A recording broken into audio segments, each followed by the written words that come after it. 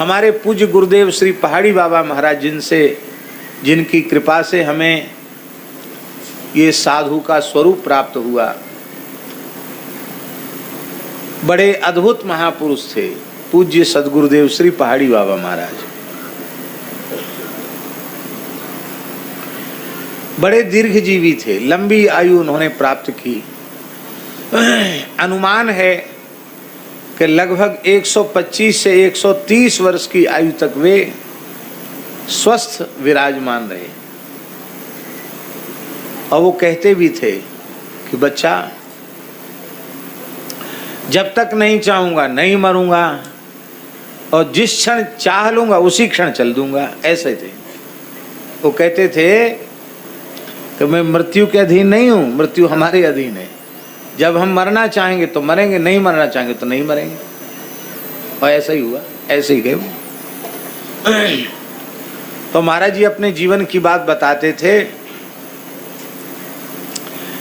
कि गृह त्याग करके आए, और उसमें भी बड़े विलक्षण ढंग से गृह त्याग हुआ। बड़ी विचित्र बात है, सुनने योग्य बात है एक संत के जीवन की। ब्राह्मण परिवार में उनका जन्म हुआ था, और उनके नाना जी बहुत बड़े विद्वान थे, व्याकरण के, संस्कृत के, ज्योतिष के, वेद के बहुत बड़े विद्वान थे, प्रतिष्ठित विद्वान थे उनके नाना जी।